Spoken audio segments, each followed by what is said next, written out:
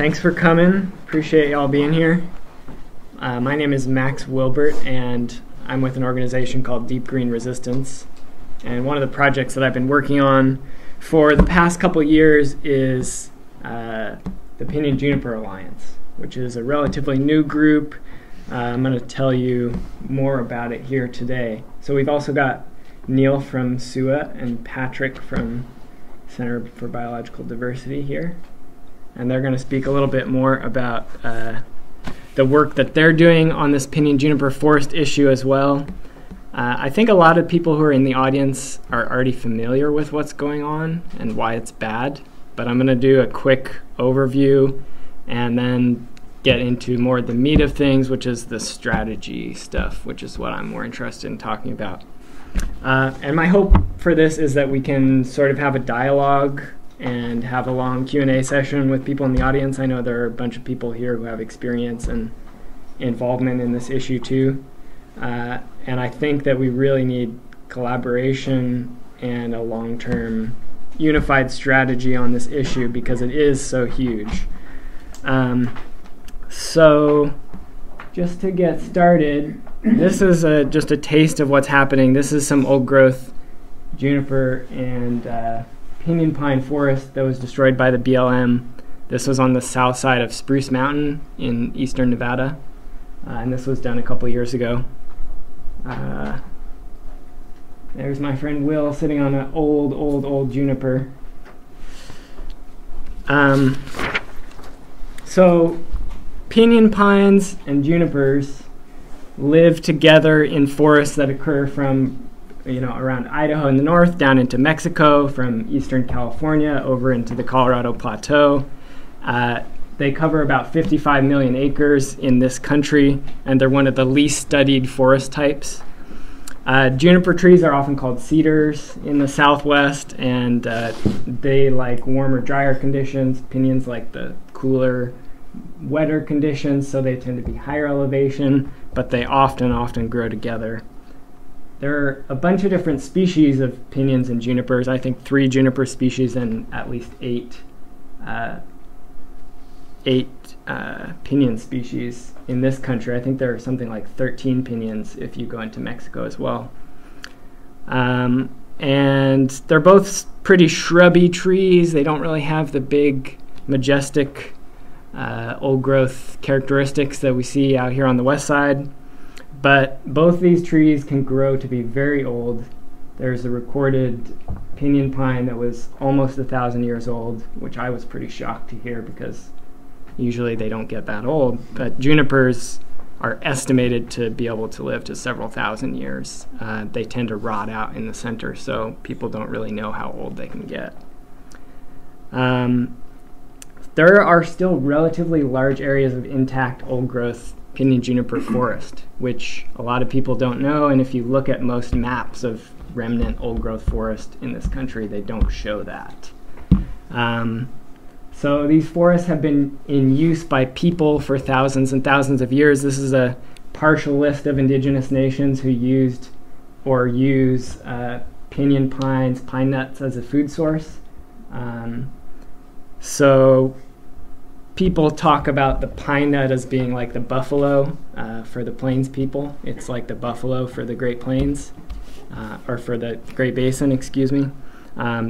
So pine nuts have 3,000 calories per pound. They're very rich in minerals and nutrients, healthy fat. And people have often traditionally and to this day used juniper as a source of various medicinal things as well as for bows and other tools and things. So this goes on today. Like I said, people pick pine nuts all the time, especially indigenous people, but all kinds of people across the Great Basin and the Intermountain West pick pine nuts. And if you haven't had the native pine nuts, I highly recommend it. They make the kind that you buy at the grocery store from China. It tastes like garbage.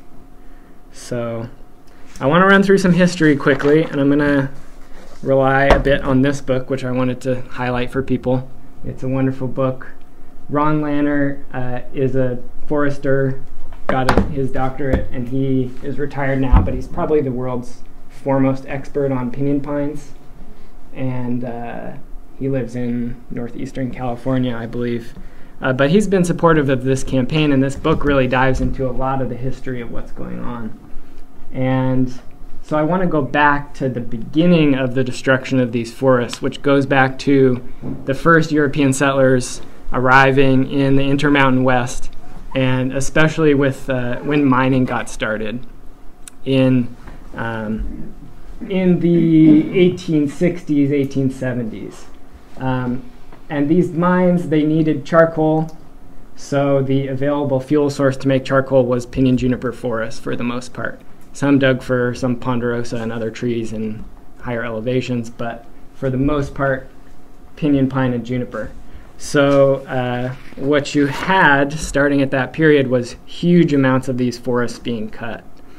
I want to read a little excerpt from the book. So Eureka is a town in eastern Nevada, which was a big mining town historically. And he says in the book, the furnaces of Eureka working at capacity could in a single day devour over 530 cords of pinyon, the produce of over 50 acres. An additional 20 acres a day was being cut to provide cordwood for the mills. After 1 year, the hills around Eureka were bare of trees for 10 miles in every direction. By 1874, the wasteland extended 20 miles from town, and by 1878, the woodland was nowhere closer than 50 miles. And if you know the geography around there a little bit, 50-mile radius, you're getting pretty close to Ely and other mining towns, which had their own deforestation going on. So what we're talking about is essentially, towards the end of the 1800s, a huge proportion of these forests were cut down across the Great Basin. So these are some pictures that show it. This is early 1870s. There's no trees on the mountains. And this is 100 years later. And you see the forest starting to return up on the mountains back there. So this is a really important baseline for us to understand the fact that these forests were widely destroyed, and so a lot of the forest growth that's happening now is regrowth and reoccupation of areas that were deforested more than 100 years ago. And this moves us into phase 2 of the pinyon-juniper destruction. So by 1900, the mining industry was on the decline. Then you have this shift to a need for food. So you have a lot of clearing for agriculture, especially in southwest Colorado in the 20s and 30s. Then you have booming demand for meat in the 50s. And that corresponds with the end of World War II and this glut of machinery and oil sort of driving the economy for the first time, this booming post-war economy. And this led directly to the destruction of Pinyon-Juniper Forest to convert it to pasture. So at this time, the agency that's now the Bureau of Land Management was called the Grazing Service, and they were explicitly destroying these forests to create more pasture to grow more cows. So 3 million acres were destroyed between 1950 and 64. 350,000 acres chained in Utah and Nevada alone in that 12-year period. So this goes back quite a ways. So let's see if this will play. This is a video from SUA. Do you want to talk about this for a quick sec? Yeah. This is the ad. Yeah.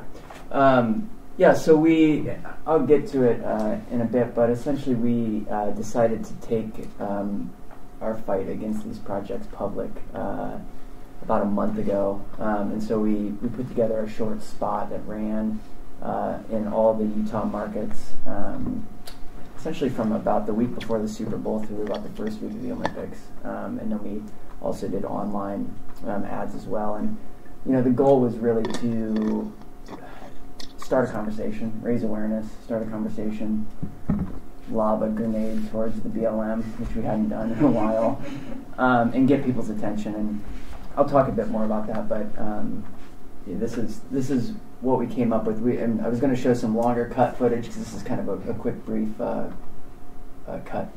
Cool.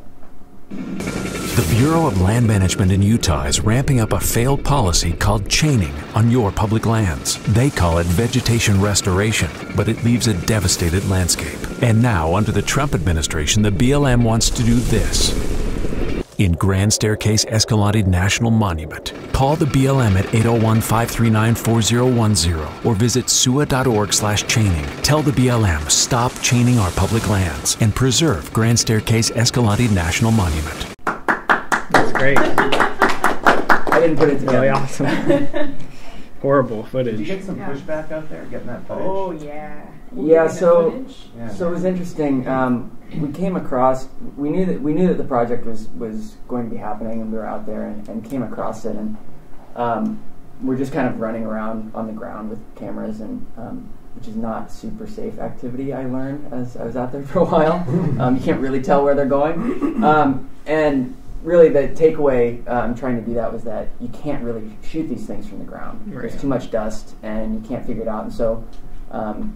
It was like, this is where I can actually see a drone being helpful. And so we contracted with a film company, and they got a BLM permit. They actually granted a permit for us.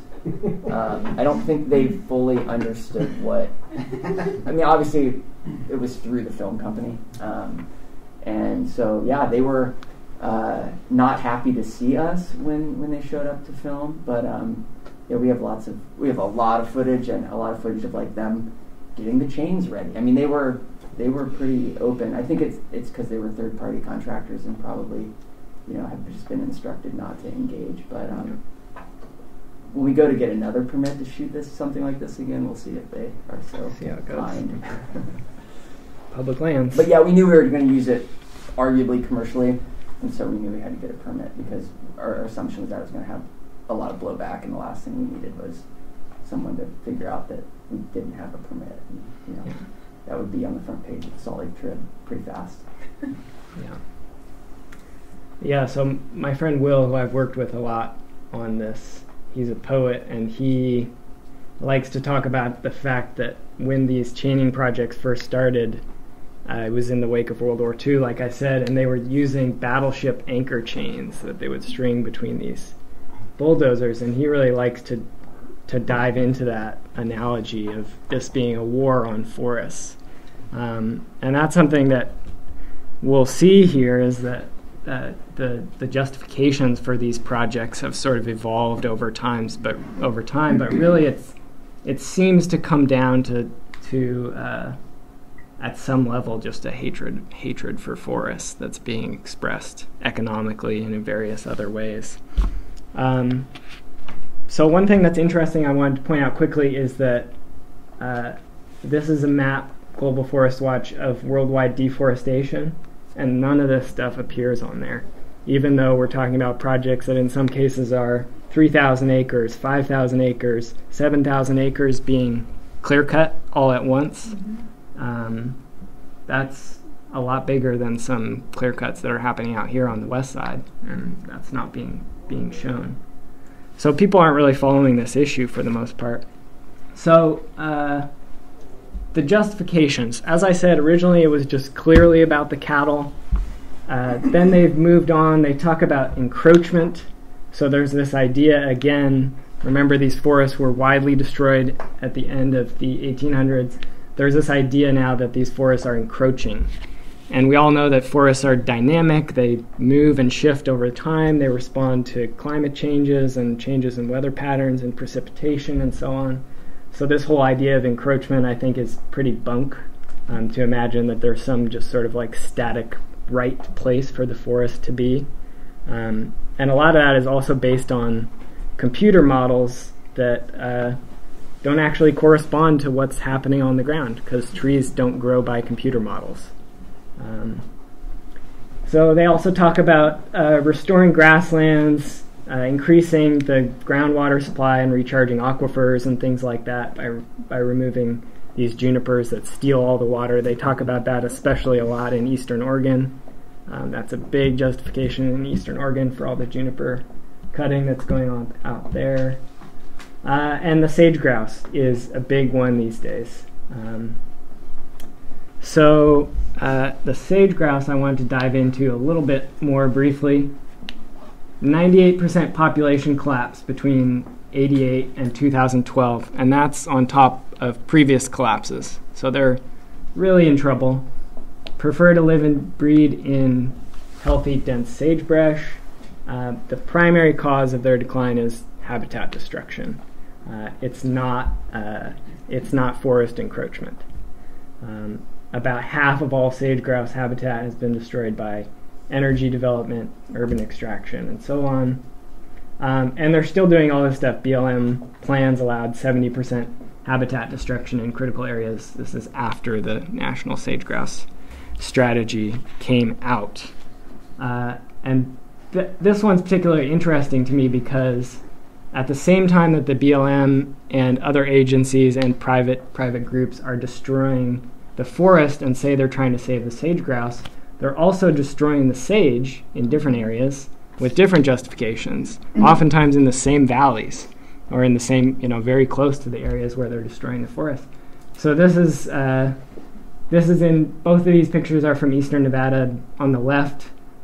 This is a bulldozer or something drags this piece of railroad tie behind it and just rips out all the sagebrush, and then they plant non-native grasses for cattle to eat. And then on the right, this was a big area that was sprayed with herbicides, so all that sagebrush is dead. So they're kind of talking out of both sides of their mouth there. Okay. So this is from Ronald Lanner again, who wrote the book here. Chaining is popular among livestock men. Big surprise. And I think it's also important to note that a lot of the science that's coming out that's supporting these type of forest destruction projects is coming out of range colleges and people who are trained essentially to manage herds of cattle and manage livestock for production purposes. So the science is coming from those places, and those people are doing what they've been trained to do. So bottom line, I think the forests are a scapegoat. I thought this was pretty telling. There was a recent New York Times article on the sage-grouse, and they talked about how the sage-grouse are in trouble and they're being considered for the endangered species list. And I thought this was the key part. The goal is to avoid disrupting the nation's enormous growth in energy production. So what they're doing is they're scapegoating the forests in order to say, look at all this great stuff that we're doing to protect the sage-grouse. We're spending tens of millions of dollars. We're improving habitat across tens of thousands of acres. So you don't have to list the species as endangered. So the forests are the scapegoat here. So what's at stake? There are at least 7 million more acres of deforestation planned. What's at stake is sustainable food and tribal sovereignty. Habitat, there's something like 350 vertebrate species that live in Pinyon-Juniper Forest, including a couple of pinyon jays and Clark's nutcrackers who who co-evolved with pinyon pine and are almost totally dependent on them. And the pinyon jay, their populations are down 85%, more than 85% probably now since 1966, primarily due to loss of habitat. So that's sort of enough for us to understand the basics of the issue. I recommend checking out the website of Pinyon-Juniper Alliance, which is pinyon-juniperforests.org. We got more information on there, and we're working on getting more up. I also recommend a series of essays written by my friend Will Falk on this topic. I'll have that in the sources slide in a second. But I want to quickly share a little bit more, about the Pinyon-Juniper Alliance. That's our website on the left. We're a small group. We have a core of like 4 to 8 or so people who are just working on this when we can find the time. We're all volunteer. We're doing this because we love the forest.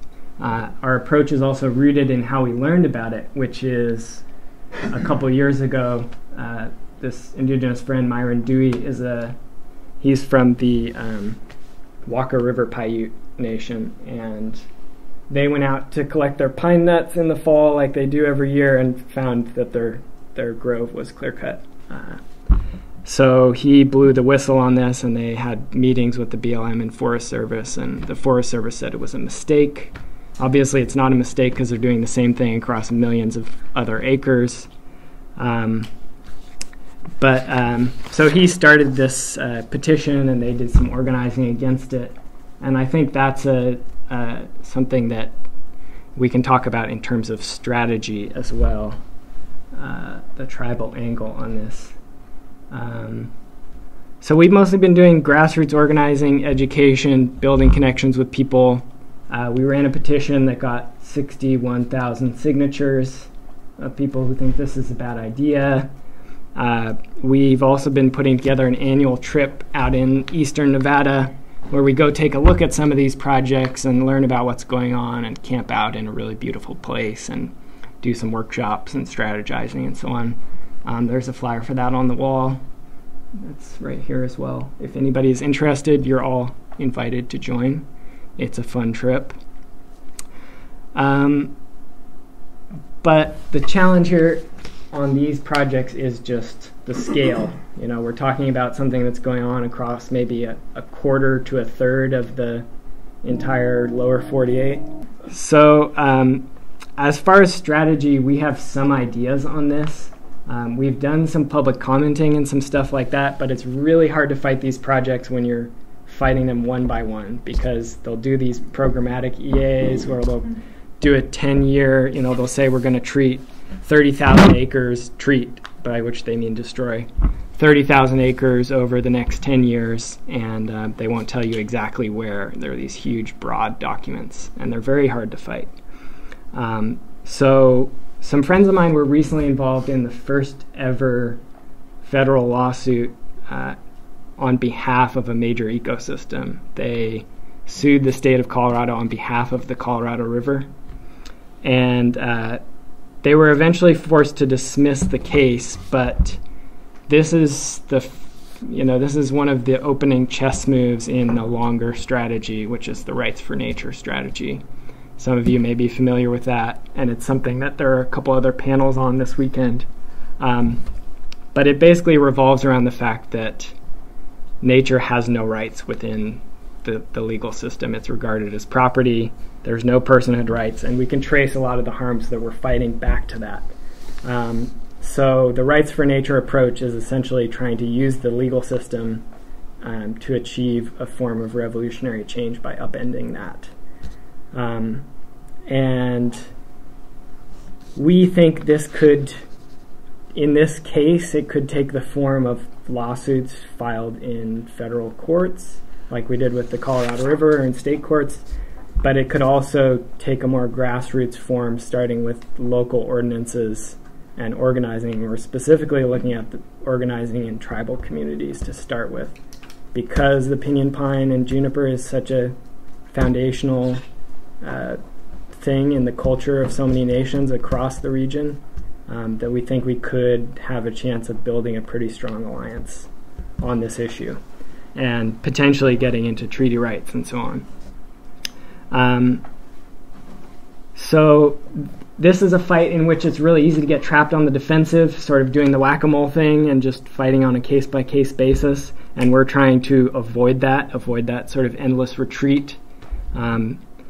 And we're looking at this rights for nature approach as a potentially offensive strategy that could allow us to sort of get inside of the BLM's decision-making process and flip their entire thing. So this is something that we're interested in collaborating on. We're also interested in, a lot of people are going to have different approaches on this, and a lot of people are working on it in different ways. But one of the goals for the Pinyon-Juniper Alliance is to help bring people together to talk about this and to work together, no matter what approach they're taking. So, battery died, I guess. So here are some sources if people want to check out more information about this. Pinyon-Juniper-Forest.org is our website. CELDF.org down at the bottom is a group that's been doing a lot of rights for nature organizing, and they worked with us on the Colorado River lawsuit. they have a few people here this weekend as well, and they're great. There are a few other groups and people that have been involved in this, including Western Watersheds. This old-growth Western Juniper site is a couple people up in northeastern California who have been following some projects out there. And this pinenut.com website is a woman who's been harvesting pine nuts for years and also doing some organizing against this issue. So it's a sparsely populated region out there, so I think we've got to stick together. So with that, I want to just open it up to you two if you want to dive in and talk about your work a little bit more. Sage grouse and I guess I can jump in.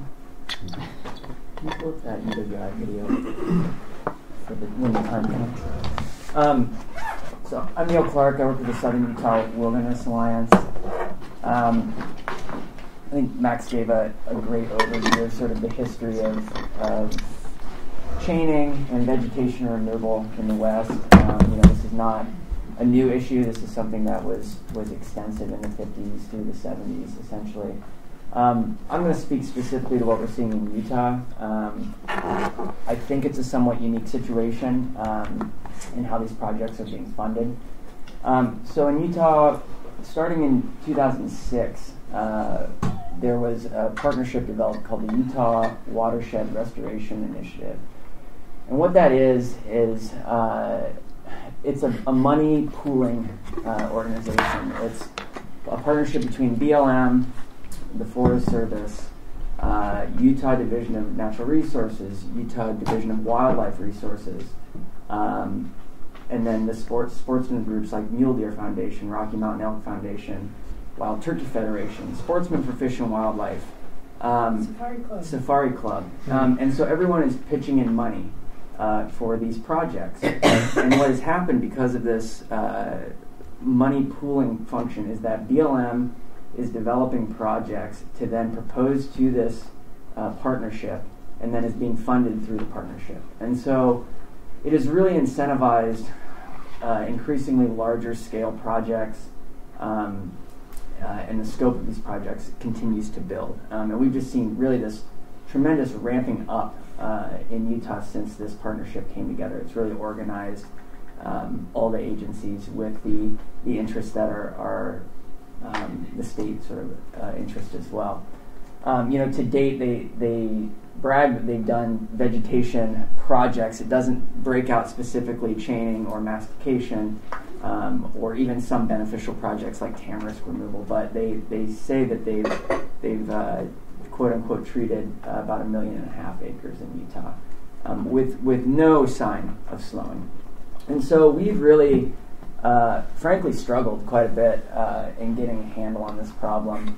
As Max indicated, the sort of first approach was the whack-a-mole, challenging individual projects, and what we found is that is really not been a very good strategy. So the approaches that I've tried, that we've as an organization have tried in the last 10 plus years, we've gone to the agency with sort of what I would call the pragmatic approach, which is, look, these are risky projects. We need to limit the size of these. You really need to have a strong scientific underpinning to ensure that we don't have failed vegetation projects, which we have a history of from the 50s, 60s, and 70s. You can go out and still see the landscapes have not recovered. Avoid wilderness quality lands while you're trying to figure this out. Let's not remove vegetation in the most sensitive areas. And let's try low-cost, low-risk things like, they love this one, taking the cattle off.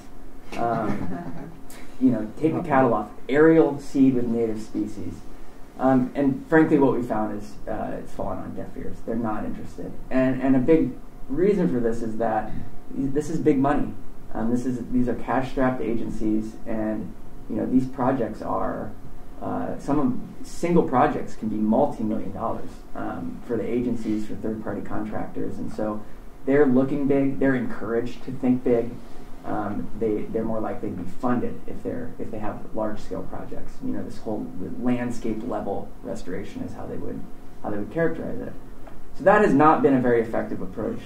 The whack-a-mole approach has been primarily appeals to the Interior Board of Land Appeals on a project-by-project basis. We've had pretty poor success doing that. You're typically looking at National Environmental Policy Act claims, failure to take a hard look, failure to look at a range of reasonable alternatives, and it's a complex issue, and really BLM has gotten good at covering their bases on a lot of these things, and the Interior Board has just not really been willing to jump in and stop a lot of these projects. With the increase in the size and the scale of these projects, we're also unfortunately seeing a decrease in the public process around the projects. And this has sort of created a new twist for us that we're currently challenging, which is, as Max mentioned, what we're seeing in Utah is the agency is putting together very large-scale projects and then doing environmental analysis as a programmatic document. A programmatic EA is how they're bringing these forward. And they're saying in these documents, we are going to commit, because we are not taking a site-specific look at this activity now, we're going to commit to future NEPA on a case-by-case basis when they arise. This allows us to propose our project, get it lined up for funding, and then when we decide what treatment method, I'm trying not to use treatment because I think we fall into their verbal trap that way. But what method is going to be used in what area, and then we'll look at the impacts there. What the Utah BLM has done is they've decided that they can approve site-specific implementation under these programmatic agreements under a determination of NEPA adequacy, a DNA document. And for those who've dealt with DNAs, it's like a 1 or 2 page sheet that says, we looked at our previous analysis and determined that it's adequate for implementing this phase.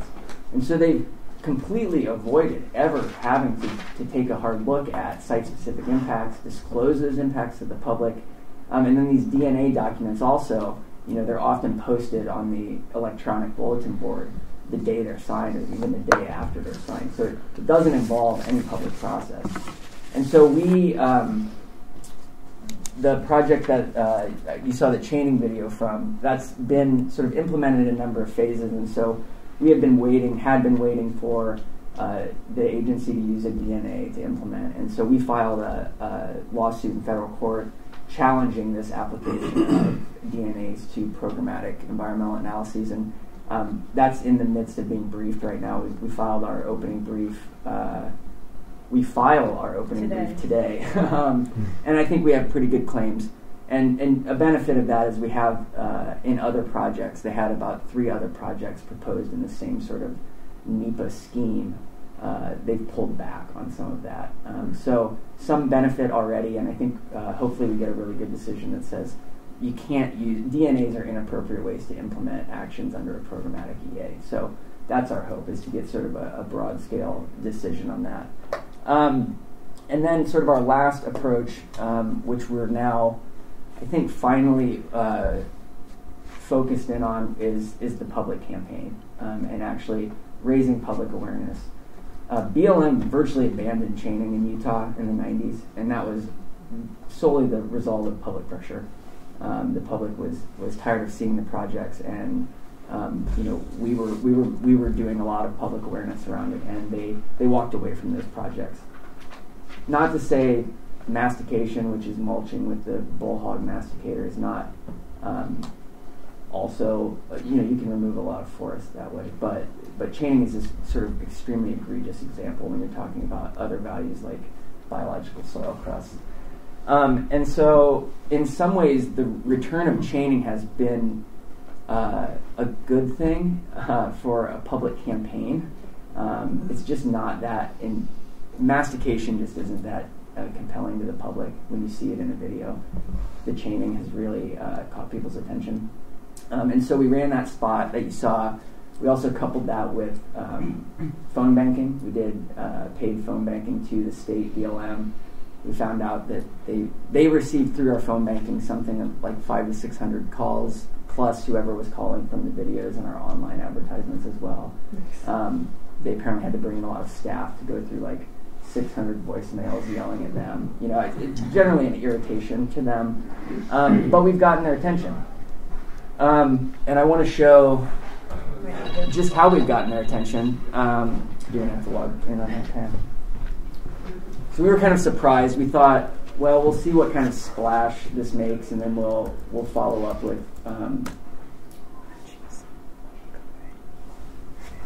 some asks to the agency. And so shortly after our as our spot was still airing on TV, this came out from the Utah Watershed Restoration Initiative, and we found out they've actually made like a $50,000 ad buy, and now they're running their own ads on TV to counter. And so this is I think a good example of the arguments you see for these projects. Yeah. Do you have volume? Yeah. Some special interest groups are blasting the use of a treatment called chaining in You guys hear Utah's that? remote areas. But they're only showing you one part of the story, the short-term part, the messy part. They don't show you planes receding the area, or the growth of new drought-resistant native plants. They don't show you the improved water flow in our streams and streams, or how restored vegetation reduces the severity of catastrophic wildfires, or how wildlife is returning to healthy, sustainable landscapes. And they don't show you how active hands-on management since 2006 has improved nearly 1.5 million acres of Utah watersheds and wildlife habitat. The fact is, watershed restoration works. It works because hundreds of local, state, federal, and private partners are financially and personally invested in the long-term health of Utah's lands. To get the whole story, visit watershed.utah.gov. So we poked the bear, which is good. You know, I think that what has been lacking, you know, for a long time is public discourse about these projects. And, you know, I think that our goal, really, being realistic, is not that the agencies are not going to remove vegetation in certain areas, but what I really want to see is an acknowledgement of the fact that these are risky, that there is a high failure success, that the science is not sound on these projects, and really try to force the agency towards at least developing science around these projects to support what they're doing. And right now they don't have it. I think that's why you're seeing such an extensive pushback, because it's challenging the assumptions, and they really are just assumptions that have been made about these projects over the years. It's often anecdotal evidence. You know, it's they don't fund extensive monitoring after these projects. They fund the removal part of it. And so, you know, what's the future look like if unchecked? I think we're going to keep seeing an increase in these projects. The money's there. As Max discussed, you know, as you start talking about sage grouse and fire, that's a lot of the funding coming from the federal government is under the guise of those two programs. And that's getting dumped right into this watershed restoration pool. I think there's, I don't see why other states wouldn't develop partnerships like this. And I think you need to keep your eye out for them, because it has really drastically increased the number of projects and the acres of removal in Utah. And, you know, like I said, this is a cash-strapped agency, so they love this. I mean, they love this money coming in. And I think you're also going to see continuing efforts to undermine NEPA and the public process around these. I am fairly certain there is going to be a categorical exclusion promulgated for vegetation projects under this administration. They alluded to it in one of the recent memos from BOI on restoration. So I'm waiting for it. I think at some point you are going to see, which would exclude these projects from any site-specific NEPA analysis. And so, you know, sort of just to finish, you know, moving into strategy and what do I think that we need now to be effective on these projects. I think step one is a larger national coalition has been a long time coming. I'm really happy that you put this panel together. It's something that I've toyed with a few years back and didn't have a lot of success, frankly. And I think this is happening in a lot of Western states. I mean, I think in all of the Western states. And so we really need to identify who's working on them, and we need to pool our resources and our information and become a stronger force.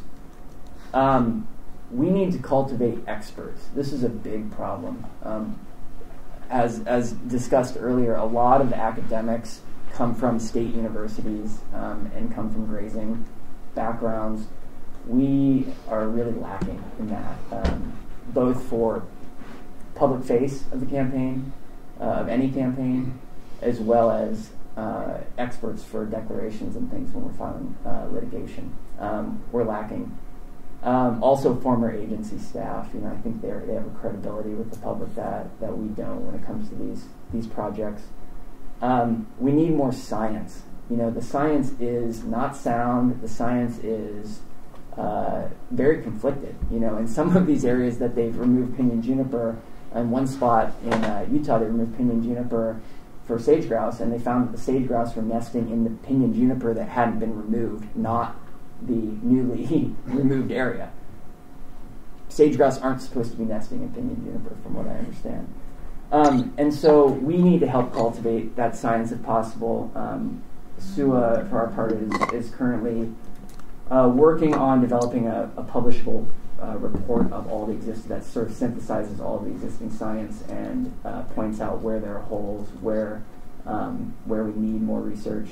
And so hopefully that's something, our goal is to ultimately come up with something that comes from a fairly neutral source and can be used by others. And just to help everybody understand, this is a very difficult issue because it's somewhat of a moving target. Projects in Utah typically are for the benefit of sage grouse, mule deer and elk, wildfire suppression, watershed restoration, so increased water. I'm sure I'm missing something. And then the cows do benefit. They always mention that all grazing species will benefit. And so it's hard to pin down the agencies on what the goals are, on what a successful project looks like. They really don't set any metrics, and so it's difficult to assess what has worked and what hasn't based on how they frame it. And so I think we need to hold them more accountable towards identifying and defining what success looks like and actually developing. They need to be developing their own science on this. And then I think we just need to, shift the narrative. That video we just showed is what they say, that these really are like silver bullet projects that have no negative consequences and benefit everything. And we have to figure out how to change that dynamic and start talking about the fact that I think the talking points really are that no, these projects are extremely risky, and the science will tell you that these projects are extremely risky, especially in the era of climate change where we've got hotter, drier climates, and it shows that native grasses are already being stressed.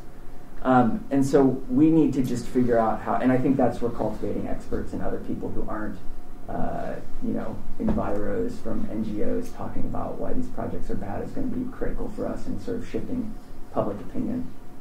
Certainly if they keep chaining, we will keep beating them over the head with that because it's easy to do. Because it's really, of all of the methods, it's really the most indefensible one for the agency. It's the cheapest, and they can do the largest scale projects with it, and that's why they like it, not because it has a better rate of success. I think that's about it. I can answer a lot of questions. Thanks, Neil. But that's sort of the summary from what's going on in Utah. Great, thank you. I'm Patrick Donnelly. I'm the Nevada State Director with the Center for Biological Diversity, based in Las Vegas. While Sue has been engaged in a very long-term campaign, we are just starting to get into this issue in Nevada, and that is representative of the way PJ removal has been going forward in Nevada. It's been completely under the radar, and nobody's been paying attention, which is largely the pattern across Nevada. On these projects, we've submitted some comments on some projects, NEPA comments in the past year, and had land managers say, "Wow, no one's ever submitted any comments to me on these things before." So these projects are largely going on unobserved and unmonitored across Nevada. And in Nevada, it is 100% tied to the greater sage grouse. I think probably most people in this room are familiar, but the greater sage grouse, as was described, is perilously endangered. And when it was proposed for listing a few years ago, listing was averted in the language of those who see listing species as a bad thing through these, I'll use quotes again, unprecedented collaborative efforts, which are like all bad words strung together, to avert listing the sage grouse. And nowhere was this more prominent than in the state of Nevada. While Wyoming has the most sage grouse habitat and birds left, Nevada is number 2 in terms of remaining intact sage grouse habitat and number of birds. And there's this body, the Nevada Sagebrush Ecosystem Council, which is a state regulatory body and advisory body that was really the architects of the Nevada Greater Sage Grouse Plan, which was Nevada's contribution to Fish and Wildlife's justification for not needing to list the bird. And the Nevada Sagebrush Plan, Sage Grouse Plan, has a number of components, but they really, the only actionable component that has significant effects is Pinyon-Juniper removal. There's a bunch of stuff like fencing off riparian areas. I guess sage grouse like fly into fences frequently, so they put these little hang tags on barbed wire fences, and they think that's going to save a bunch of birds. A bunch of really minor dithering around the margins of management, and then removing a ton of pinyon and juniper. That's really the main thrust of how the state of Nevada proposes to save and conserve the greater sage grouse. And so there's this tremendous political pressure to remove pinyon and juniper, and for BLM and the Forest Service to expedite these projects to the greatest degree possible, for the State Department of Wildlife, NDOW, to pony up as much money as humanly possible for these things, and it's the main impetus. And for these folks, they view listing the sage grouse as this existential threat to Nevada's rural economy.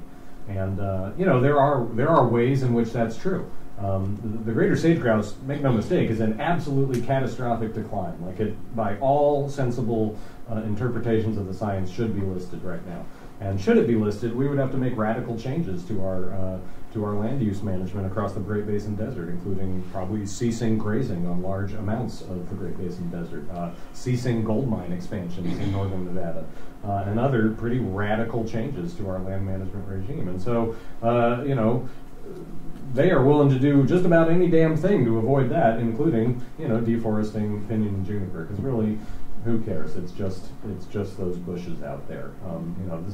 Most people, I think, in the conservation, in that sort of establishment, do not regard these as forests. And so deforestation doesn't really enter the vernacular there, because that's not really what's going on here. And we should say it's not just the mining interest and the livestock interests.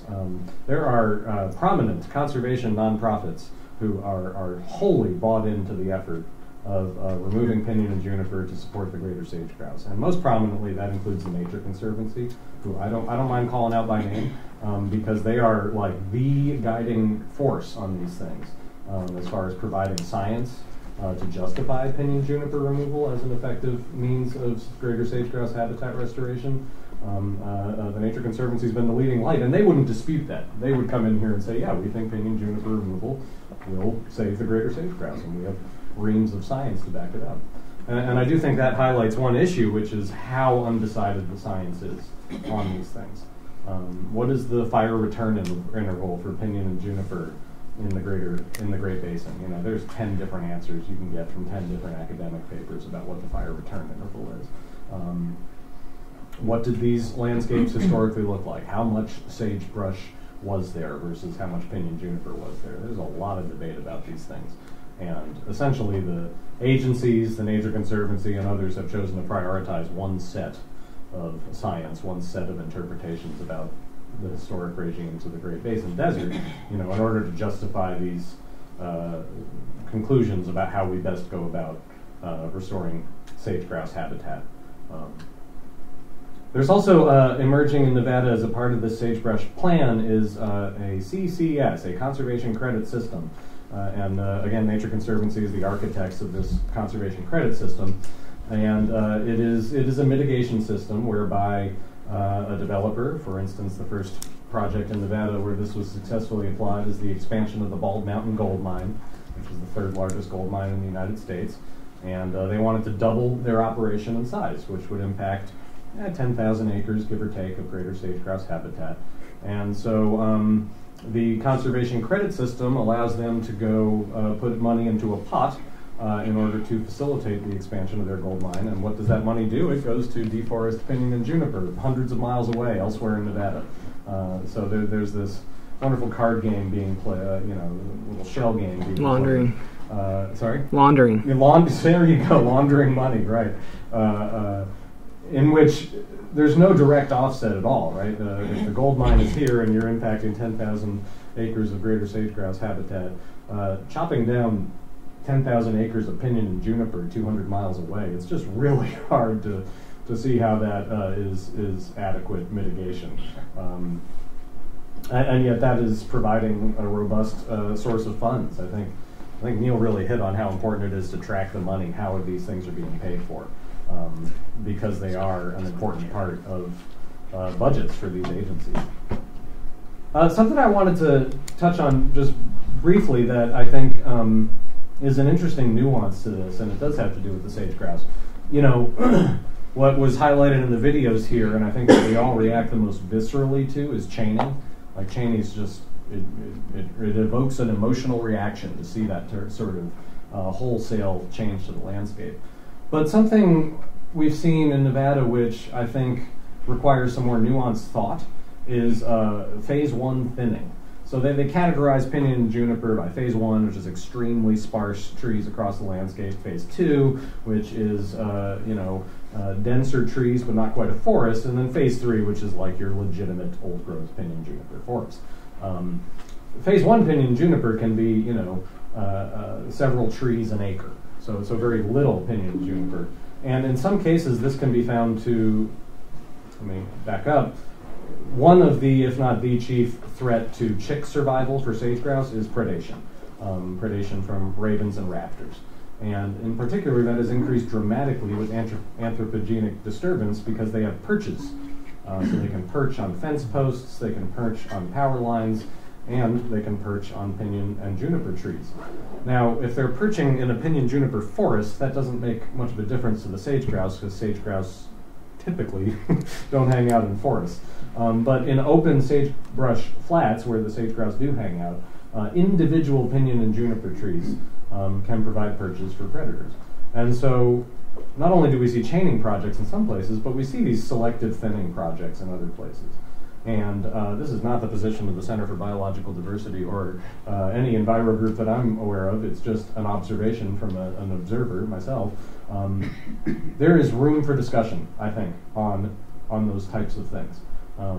Because the greater sage-grouse is so critically imperiled, if removing 5 juniper trees on a flat can prevent chicks from being predated upon from given critically important sage-grouse leks, those are discussions to be had as well.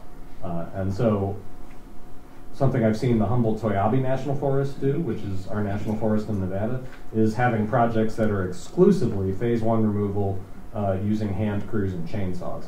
And for our part, given that we need to prioritize the issues we engage upon, we're going to be more likely to spend a bunch of time picking apart a chaining project out by Ely than a couple of guys cutting down a couple dozen widely spaced juniper trees in sage-grouse habitat.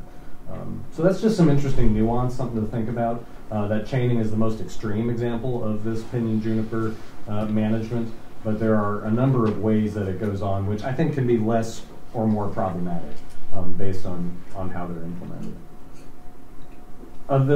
There's this issue of program EAs, and I think Neil gave a great description of that.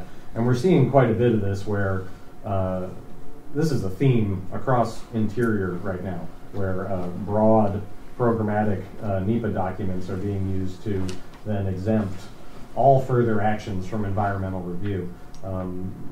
As we speak, actually today is the comment deadline on 2 new programmatic EISs for fuel breaks and fuels management. Fuels management, that's in the Great Basin, is code word for pinyon-juniper removal. That's it's a wonderful euphemism. And so so these two large programmatic EISs are being prepared. Again, the comment deadline is today, which will most likely really dramatically accelerate these processes, in particular pinyon-juniper removal. Because with these program EISs, they can just tier off of those, and no need for further site-specific analysis. No need for any site-specific analysis at all. We see this with herbicide use too. Many of these projects are, they chain and then they dump a bunch of herbicide on it. And ostensibly it's to keep cheatgrass from coming up, but that's going to keep any number of species from coming up. The herbicide use is tiered off of an EIS from 2007. It's a programmatic EIS that approved the use of 17 herbicides across 14 western states. And these include herbicides like Roundup, dicamba, tebutherion, herbicides that have proven extremely problematic when used out in our wild landscapes. The Ely District BLM, who I've been kind of interfacing with a lot on these projects, has this great project where they sprayed tebutherion on 15,000 acres in the Cherry Creek Basin, and it is still a moonscape 10 years later. Nothing's come up. They just they nuked it so significantly, and they say, "Oh yeah, we screwed up. We learned from that." But tebutherion's right there in their next NEPA document for their next removal project. So how much did they learn? No cheatgrass. Sorry? No cheatgrass. Well, there's no cheatgrass. It's true. Hey, they suppress cheatgrass. If that's your primary metric, then way to go, guys. So I think tiering off of these programmatic NEPA documents is really problematic because it makes the future for engaging in these projects very opaque. I think we're interested in looking again at that herbicide PEIS because certainly we know more now than we knew in 2007 about the effects of Roundup and dicamba and other dangerous herbicides. Yeah. Finally, I think, as I said, in Nevada, there hasn't been a lot of engagement on these projects, and so BLM sort of, when you do engage, they're a little confused. And so I think we're still in the whack-a-mole phase of our campaign in Nevada, very much. But there's been some moderate success at slowing things down because they don't know what to do when you get a 15-page NEPA comment on their NEPA document, because they'd actually then have to write a legitimate NEPA document to respond to these comments. So while I wouldn't say the whack-a-mole approach has been successful, again, we're just starting to get their attention, I think, in Nevada, and sort of letting them know that you can't keep doing these things with impunity as if nobody is paying attention. Hopefully that will give us a platform upon which to begin fighting back on some of the more egregious of these projects. Because ultimately, the whole premise is they want to benefit the sage grouse, and there is zero. One thing there is scientific unanimity on, there is zero data showing that sage grouse will occupy habitat that used to be a pinyon-juniper forest. No one has ever documented a new sage grouse lek appearing in a place where pinyon-juniper was chained.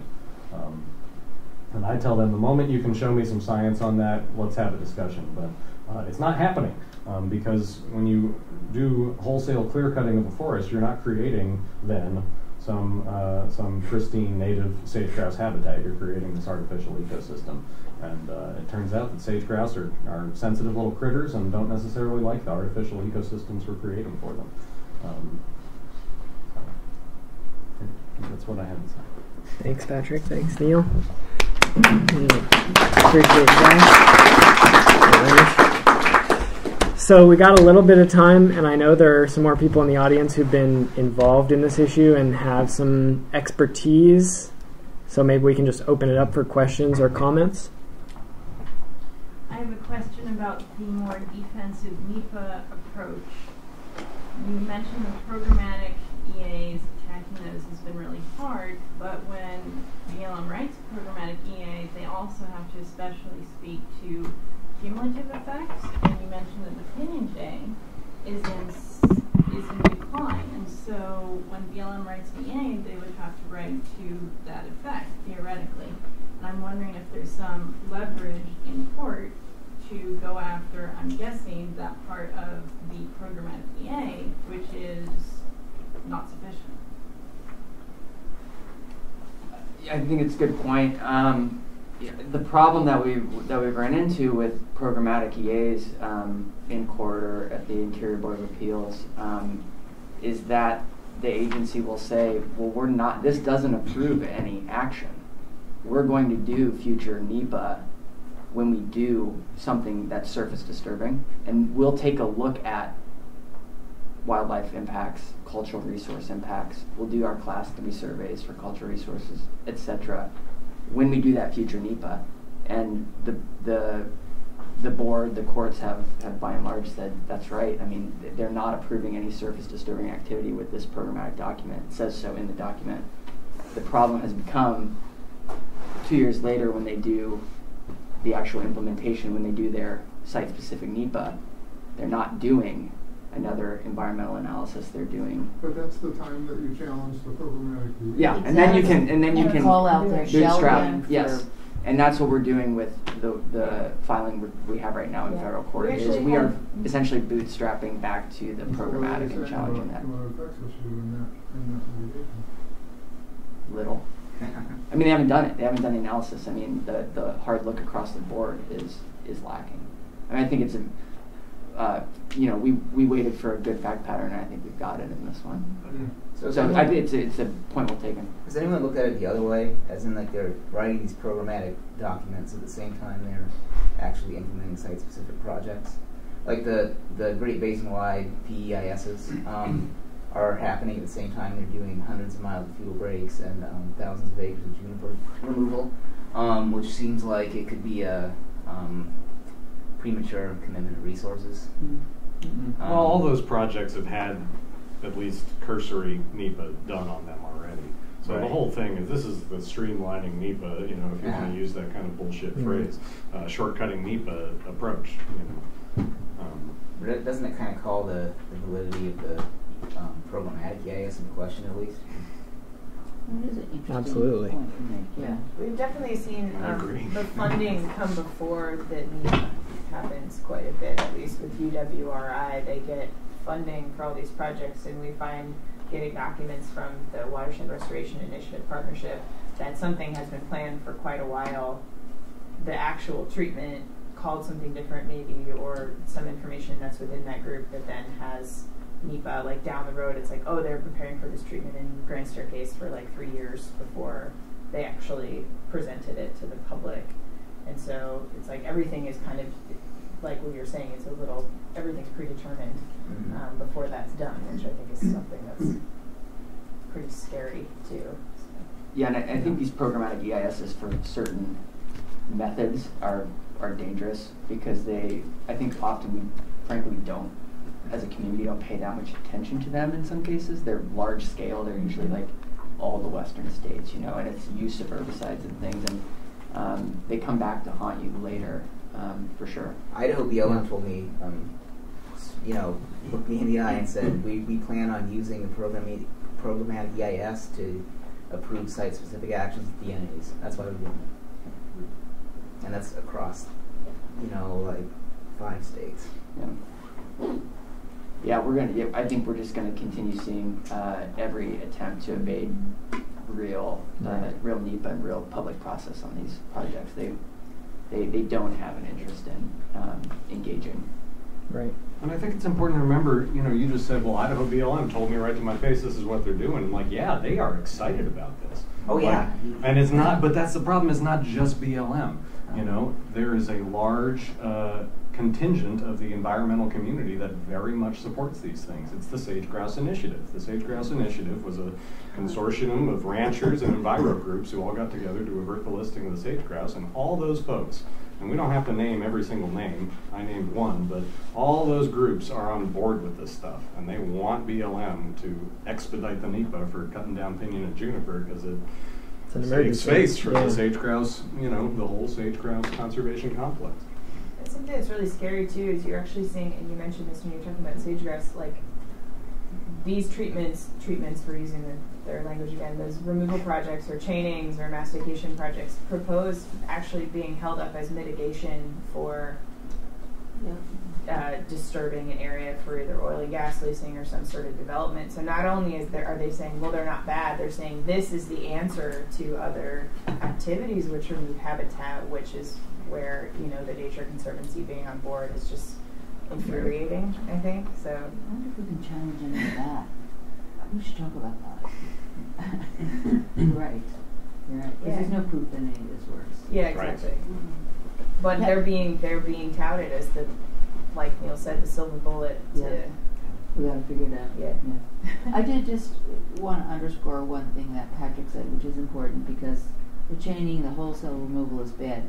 But if we could ever confine them to just the individual pinyon junipers that really have encroached down, that is a threat to sage grouse. So, in a perfect world, that's where they would be doing that work with agreed to stuff. So I just wanted to reiterate that, because those individual trees that have encroached are a threat to grouse, but not all this wholesale herbicide chaining and stuff. So just as people work on this issue, I mean, if we can, blast them on the wrong stuff, but maybe encourage them on those, little individual trees. Or at least don't fight them. Yeah, don't fight them. Exactly. Direct your energies to the bad stuff. Well, I think and money.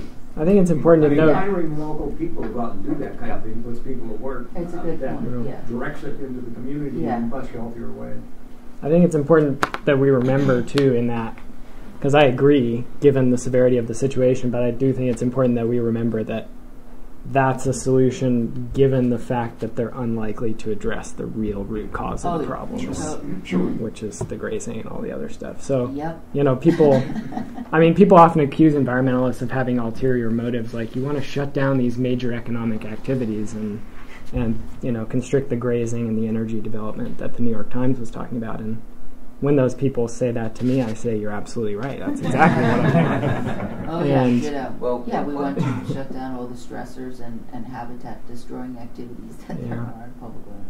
And one thing I've been pointing out lately is that they'll say this. They'll say, we're going to cut stage 1 juniper, and it's actually going to increase the amount of forage, so we can increase the number of AUMs. That's the number of cows in land. Yeah. So they're not really looking into like how their own management is going to affect sage grouse in the very areas that they're cutting juniper in, even if it is selective hand cutting. I mean, you go to a lot of these areas where they're doing the selective hand cutting, and they're bottom valley, heavily grazed areas, and they're absolutely trashed. I mean, there's nothing left. Remember, Robert Bonnie used to say, what's good for the herd is good for the bird. Yeah. I can't believe I actually said that, but that is so not true. It's obviously That's the motto of the Sage Grouse Initiative. That is the quote at the top of the Sage Grouse Initiative's website. I think strategically there's a good way to, you're saying these individual trees and how do you determine this. The encroachment theory is really debated. And I think there's two ways if you're dealing with one of these projects to challenge that. And one is soil type. If you are talking about an area that the soil type shows should be pinyon juniper, then it starts to undercut your theory that this was historically sage habitat. The other one is Western Watersheds has been doing some of this, is tree coring and looking at the age. Yeah, and if you're finding a 300-year-old pinyon juniper, no encroachment there. No encroachment there, and so there are ways to, I think, challenge the agency on these and force them to, own up to that information. That's really and they've been very, very hesitant to do their own coring and things because I think they know where it's going to lead them. They actually denied a permit to some scientists from Western Watersheds and Grand Canyon Trust to go out and do coring. So just get a firewood permit and then they'll let you cut them down. There you go. Well, so all the sage grouse talk is good, but remembering that a lot of pinyon juniper is not in the Great Basin, Colorado Plateau and the Upper Sonoran Desert and into the Chihuahuan Desert, and in those areas. So I'm Patrick's colleague, and I work in Arizona and New Mexico, and so the sagebrush ecosystem isn't really on my plate. But we're seeing the same things there. We have regional initiatives like the Utah Restoration Initiative, that are these coalitions of government groups that, you know, are all bought and sold, paid for by the ranchers, you know. Similar thing going on, and to your point, Neil, about soils, actually, to the credit of the Prescott National Forest, their current analysis they're doing is looking at soils and areas that the soil types suggest that should be grasslands. That's where they are proposing their most intense treatments in these encroached juniper areas. And so I think one thing we can do is identify those sort of science-based approaches and really present them as the tools that they should be using. And especially in the Southwest, where there has been, due to fire suppression in grasslands and due to livestock raising, there has been quite a bit of an encroachment of one-seed juniper into what were formerly grasslands, providing them with the tools and the direction to focus those treatments in the least controversial areas, because like folks have said, they're fired up to do something, and they're going to do something, and they've got these huge coalitions behind them with all this money. So focusing it where it's not going to be affecting the old growth stands that are on the rockier soil types, and, you know, obviously areas with other controversial resource values. And that's a good point on sort of larger scale ecotypes. I mean, we deal with these projects on both Colorado Plateau and Great Basin, just how Utah is situated. And if you want to talk about a dearth of scientific evidence, there is nothing suggesting that these are good in the Colorado Plateau. I think there's a lot, been going on for a lot longer in the Great Basin, and there's a lot more data and information there. And certainly you start to move into the Colorado Plateau, where you have USGS and other scientists saying, you start disturbing biological soil crusts, you'll never get native grasses back, period. It's hot, you know, we are in climate change, it's hotter, drier, and there's just no way you're going to have a successful project. I do want to point folks to a study that Wild Utah Project did in 2013. It's on their website. If you go to their library, it's called over Pinyon-Juniper and Sagebrush and Mechanical removal of Pinyon-Juniper Sagebrush Literature Review 2013. It gives a really good overview of the sort of, it breaks it up by justifications for the projects, and sort of at the time they looked at all the existing literature and tried to synthesize where there were gaps, and it's what we're trying to build on to a more sort of polished report in the future. But it's really worth looking at. I think it's a good starting point for understanding where the science is on these issues. So cool. These forests existed in the southwest, northwest, but how far did it go into the Great Plains? And I know they were clearing out cedar forests like in grassland areas like in Minnesota, but other Great Plains states, that those cedar forests aren't natural, or I know there's a lot of juniper clearing going on east of the Rockies as well, but I'm not as familiar with it, so I can't really speak to it. Down into Texas, I know a lot as well, down in the south, but I'm not that familiar with it, so I can't say much. I would just conclude my bit by saying that when you describe to people that BLM is chaining areas, spraying herbicide all over them, and then planting them in crested wheatgrass, I think most people would say, well, that's like the 60s, right? No one's doing that anymore. But no, BLM right now is chaining, spraying herbicide, and planting with non-native seeds. And calling it restoration. To support cattle and calling it restoration. Like, that is happening right now. So it's just, this is something that, I'm just so glad you convened this, and there's more discussion about this, because this is kind of an urgent problem across much of the Intermountain West right now. Yeah, we're pretty much out of time, but thank you all so much for being here. Thanks to Neil and Patrick for coming out, and all of you. We've got a little email list if you want to sign up. Let me know. There's also that document about the gathering over Memorial Day weekend if you're interested in joining. But otherwise, thanks for coming, and thanks for caring about these forests.